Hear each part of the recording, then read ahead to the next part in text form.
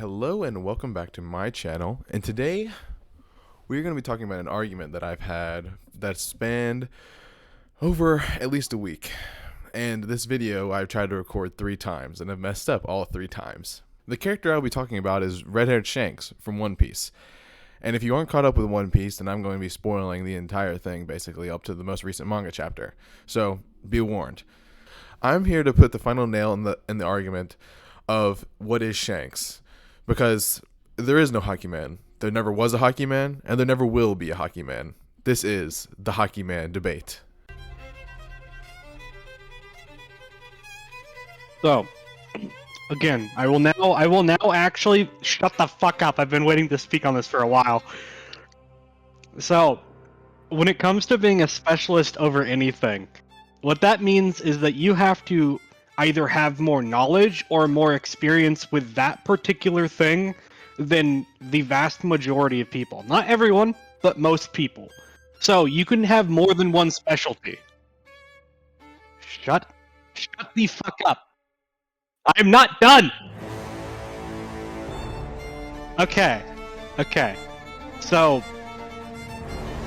say he's already got that because he's got Haki. Okay, I agree. But now, to be a Haki specialist, you have to be better than most Haki users when using Haki in this specific way. Right, no. I am... No. Before anyone starts fucking talking, again, let me finish. So, if he does that, then yes, he is a specialist when it comes to using Haki. Doesn't mean he's necessarily, like, some god who can do crazy abilities no one else can. It just means that he is a specialist of something. Alright, now that that's out of the way, let's start discussing about what the hell I'm even talking about. Long before I was actually born, One Piece had started as an anime manga series. And in the very first chapter, a character named Red-Haired Shanks was shown. And we learned very on that he's a very powerful, character in the show, in the greater universe. But what exactly would you describe him as? We see that he has a sword on his side, but most of the time we actually see him utilize something called Haki, Conqueror's Haki specifically. And there's been great debate about what would you describe him as? Is he a swordsman or is he a Haki man? And in one of the most recent manga chapters, red-haired Shanks one-taps Kid. And this has been used as the final kind of like nail in the coffin as to what to define Shanks as it's very clearly a sword technique. But this is still up for debate, as my friends can tell you. Now I'm going to lay out the two, forms of logic that are going off of here. So on one side, there is Shanks isn't a swordsman, so therefore he must be a Haki man. And what is a swordsman I will talk about later, as it becomes very pertinent to the argument of the other side of what actually is a swordsman. My side, and I'm going to be completely honest, I'm very biased towards my side, as I think it's the correct side. Shanks, seeing as there's no such thing as a Haki man, it doesn't matter what way you define swordsman, he has to be a swordsman, because Haki man doesn't exist, therefore the other must be true. Before we get into the greater discussion, I'm going to define what Haki is, what it means, and how it is used in the world of One Piece. This is for people who don't know what Haki is, so they get a full understanding of what I'm even talking about. And so for people who do know what Haki is, there's a clear talking ground of what is true and what is actually the intended use of it. My sources that I'm using for this are my own brain, the manga panels itself, and the wiki. The wiki, I feel, is pretty accurate to its description, although it is their own interpretation of what they see on the paper. Haki, quoting the English translation of Japanese words of Silver's Rayleigh discussing and telling Luffy what Haki is for the first time in the show, he says, "Haki is a power that lies dormant in all world's creatures: presence, fighting spirit, and intimidation. It is not different from the things that humans can naturally sense, such as these. The act of not doubting, that is strength." Haki comes in 3 forms. The first, armament. The second, observational. And the third, and most important, conquered. All 3 forms themselves have an advanced version and a mastered version of these skills. It's simply stated as basic, allows the user to use their own spiritual energy as armor to defend against attacks, as well as make their own attacks more potent.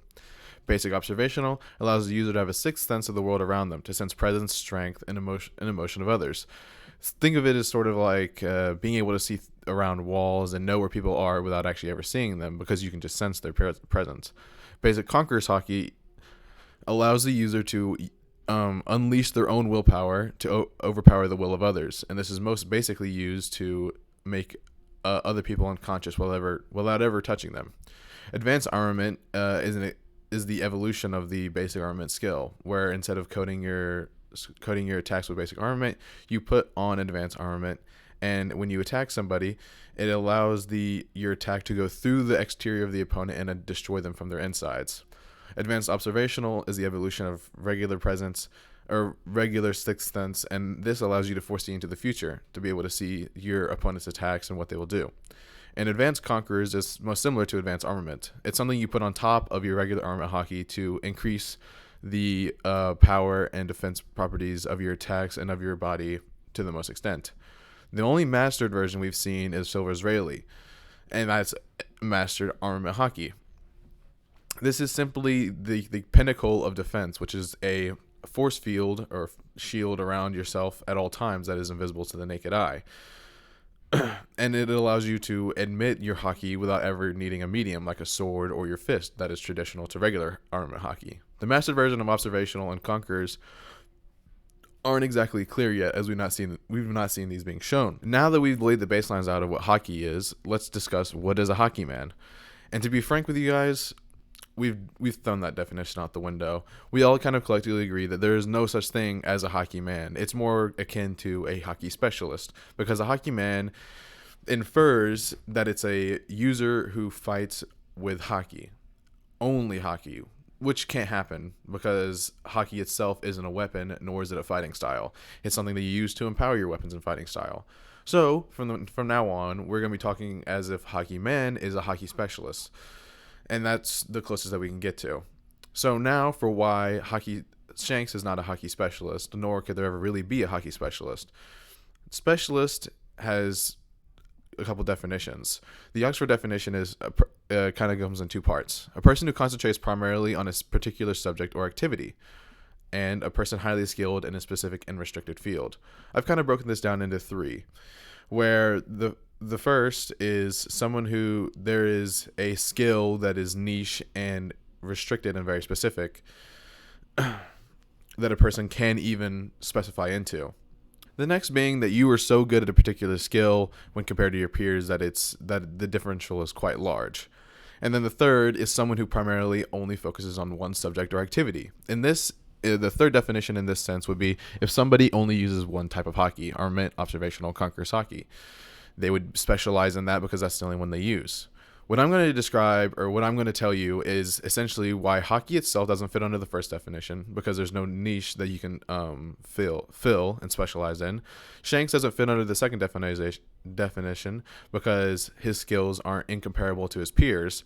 And the third definition, I'm going to tell you why it logistically is impossible in one piece. So Haki itself doesn't fit under having a niche category for somebody to specialize into. There is no other use cases we have seen for Haki that are shown to be one individual case that break the original rules. Now let's compare this to Devil Fruits, the main power system in One Piece.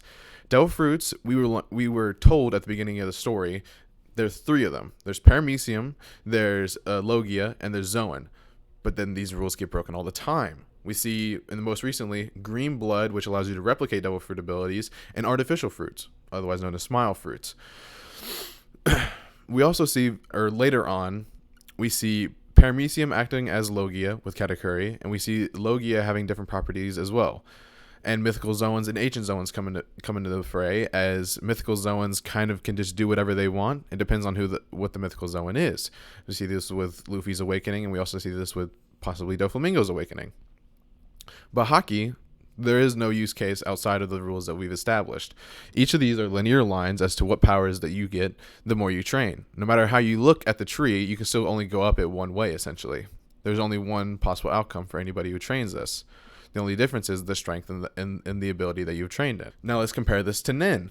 If Haki were to be most similar to the Hunter x Hunter Nin system, it would look more similar to this. The basics of the Haki are most similar to the basics of the Nin system. Ren, Ten, Zetsu, Ko, Gyo. But then there's something called Hotsu, where basically it would be the connecting point between these two areas.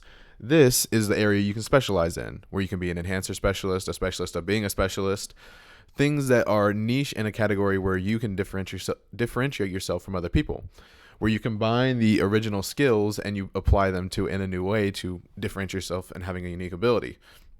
As we see, Haki doesn't have this connection. It stays linear. It stays itself. It stays. The only difference people with Haki are those who have and have not Conqueror's Haki, as we know that this is something you are born with. But this doesn't mean that there aren't people who aren't born with Conqueror's Haki. As you see, you can even activate Conqueror's Haki upon birth. So Haki itself doesn't fit under the first definition of specialization that I've laid out. There's not something that you can specialize in a highly restricted field. The next definition is someone who is so good at something that they are almost incomparable to their peers.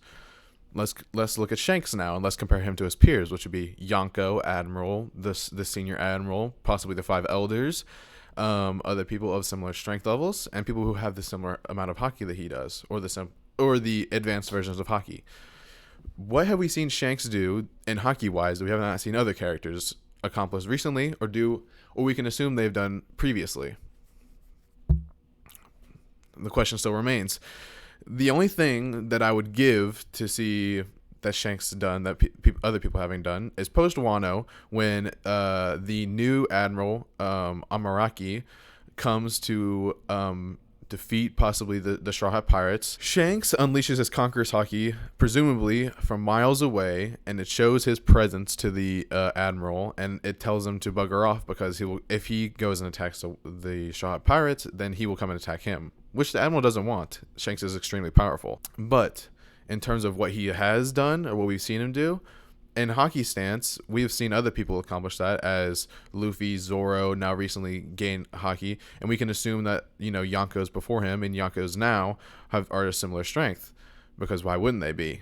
And most importantly, I think that it comes down to the major debate is, Shanks versus Mihawk, who is in terms of like what a swordsman is. Shanks, if we were to describe him as a Haki specialist, specializes even further into Conqueror's Haki specialist. As we see, he doesn't display any observational or armor Haki that is special in any other way. But the thing is, in One Piece, when two people do not have a devil fruit, the person who has greater Haki wins. And we see this with Luffy versus Kaido. Kaido was able to use advanced Conqueror's Haki and Luffy wasn't. Shanks, or we would call him as a Conqueror's Haki specialist, we can assume that he has the advanced version, probably even mastered it at this time, because he's like 49. Mihawk and Shanks have tied previously before the story even started. We know this. This is said, and this is confirmed, essentially.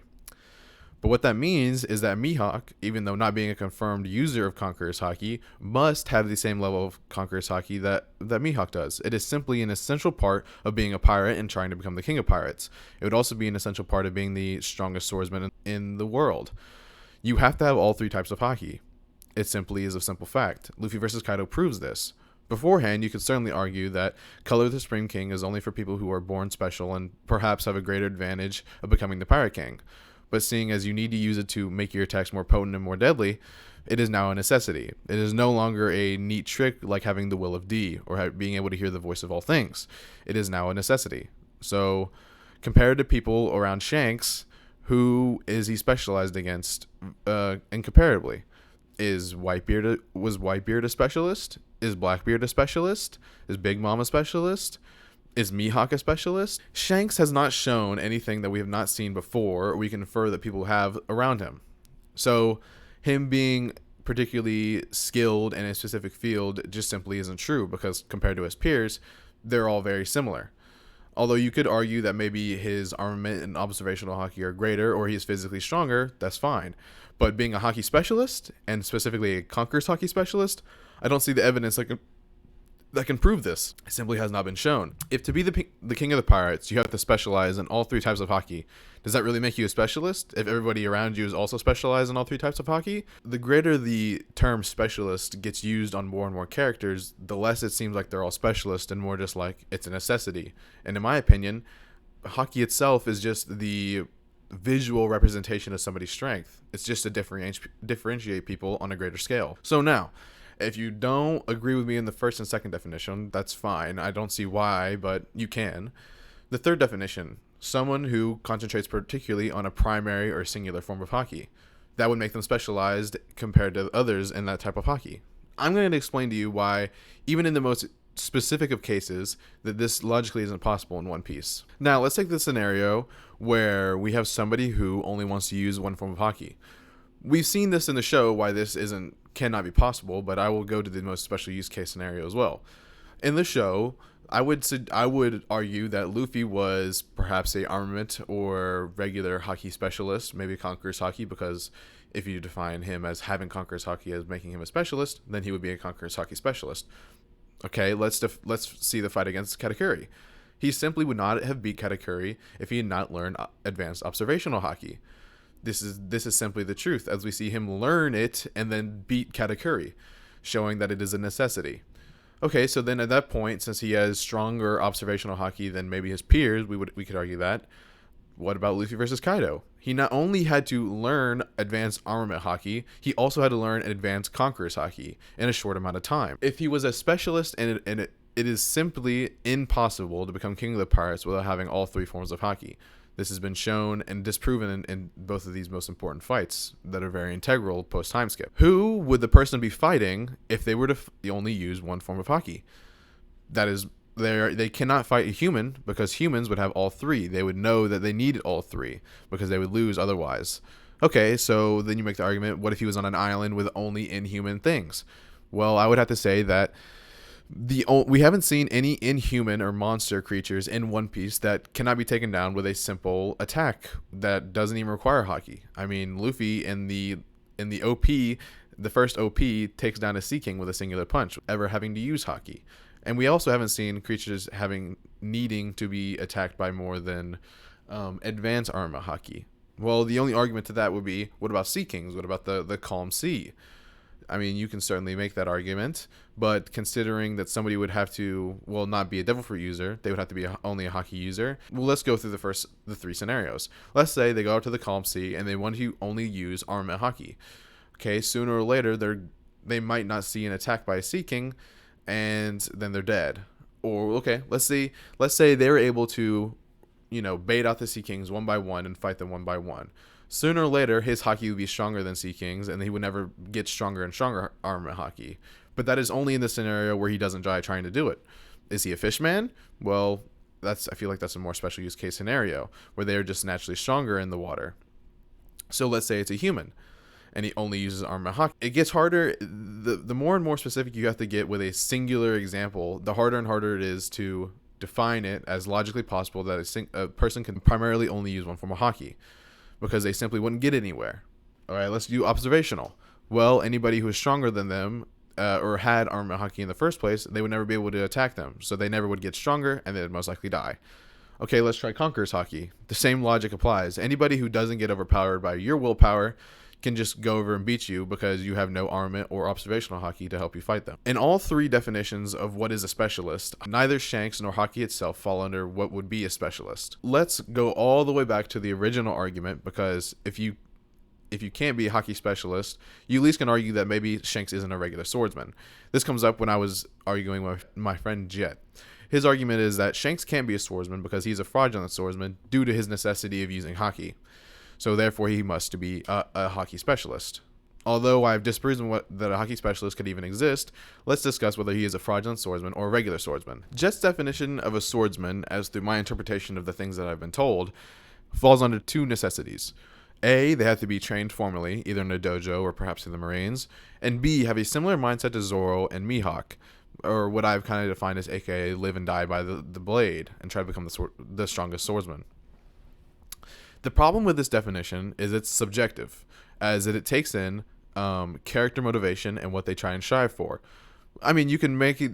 There's no argument that Mihawk and Shanks have completely different thought processes and ideals of what they want to do in the world. This is simply a fact by their actions chosen. But there's a problem in defining swordsmen as having similar mindsets, because it's subjective. And in my opinion, if we take this definition and we apply it to all swordsmen and not only One Piece but another anime, in my opinion, these are all the people who are not swordsmen.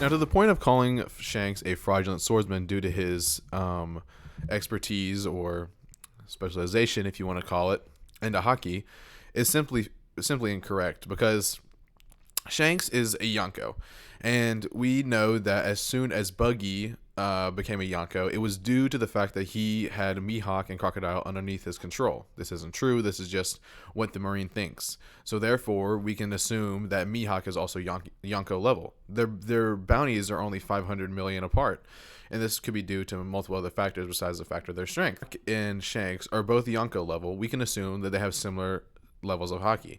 Otherwise, Shanks would have beaten Mihawk in their duels long ago. If Shanks is a fraudulent swordsman due to his reliance on Haki, so would Mihawk, because if Mihawk never used Haki in the first place, he would have never tied with Shanks. That's why there's no such thing as a fraudulent swordsman in One Piece. And limiting it to basically Zoro and Mihawk, in my opinion, of their mindsets of what is a swordsman, doesn't make any sense, because if only two people are swordsmen, what would you define everybody else as? It's simply silly.